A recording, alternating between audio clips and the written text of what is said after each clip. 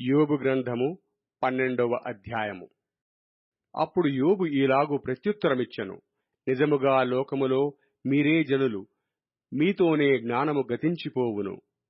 అయినను మీకున్నట్టు నాకును వివేచనాశక్తి కలిగియున్నది. నేను మీకంటే తక్కువ జ్ఞానము కలవాడను కాను. మీరు చెప్పిన వాటిని ఎరగని వాడెవడు? దేవునికి మొర్రపెట్టి ప్రత్యుత్తరములు పొందిన వాడనైన నేను నా స్నేహితునికి అపహాస్యాస్పదముగా నుండవలసి వచ్చును. నీతియు యథార్థతయు గలవాడు అపహాస్యాస్పదముగా నుండవలసి వచ్చును. దుర్దశ నొందిన వానిని తిరస్కరించుట క్షేమము గలవారు యుక్తమనుకొందురు. కాలుజారు వారి కొరకు తిరస్కారము కనిపెట్టుచున్నది. దోపిడిగాండ్ర కాపురములు వర్ధిల్లును. దేవునికి కోపము పుట్టించువారు నిర్భయముగా నుందురు.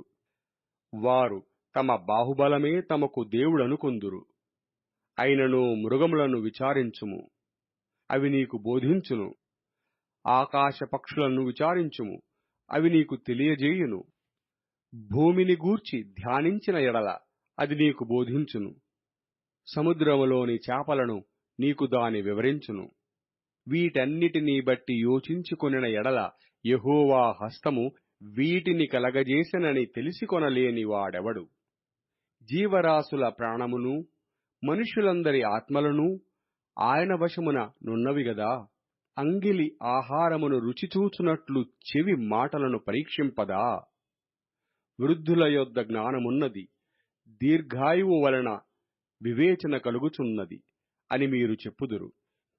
జ్ఞాన శౌర్యములు ఆయన యొద్ద ఉన్నవి, ఆలోచనయు వివేచనయు ఆయనకు కలవు. ఆలోచించుము, ఆయన పడగొట్టగా ఎవరునూ మరల కట్టజాలరు. ఆయన మనుష్యుని చెరలో మూసివేయగా తెరుచుట ఎవరికినీ సాధ్యము కాదు. ఆలోచించుము, ఆయన జలములను బిగపట్టగా అవి ఆరిపోవును. వాటిని ప్రవహింపనీయగా అవి భూమిని ముంచివేయును. బలమును జ్ఞానమును ఆయనకు స్వభావ లక్షణములు. మోసపడువారును మోసపుచ్చువారును ఆయన వశమున నున్నారు. ఆలోచనకర్తలను వస్త్రహీనులుగా చేసి ఆయన వారిని తోడుకొనుపోవును. న్యాయాధిపతులను అవివేకులనుగా కనపరుచును. రాజుల అధికారమును ఆయన కొట్టివేయును. వారి నడుములకు గొలుసులు కట్టును. యాజకులను వస్త్రహీనులుగా చేసి వారిని తోడుకొనిపోవును. స్థిరముగా నాటుకొనిన వారిని ఆయన పడగొట్టును. వాక్చాతుర్యము గలవారి పలుకును ఆయన నిరర్ధకము చేయును. పెద్దలను బుద్ధిలేని వారినిగా చేయును. అధిపతులను ఆయన తిరస్కారము చేయును. బలాఢ్యుల నడికట్లను విప్పును. చీకటిలోని రహస్యములను ఆయన బయలుపరుచుచు మరణాంధకారమును వెలుగులోనికి రప్పించును. జనములను విస్తరింపజేయును, నిర్మూలము చెయ్యును. సరిహద్దులను విశాలపరుచును. జనములను కొనిపోవును.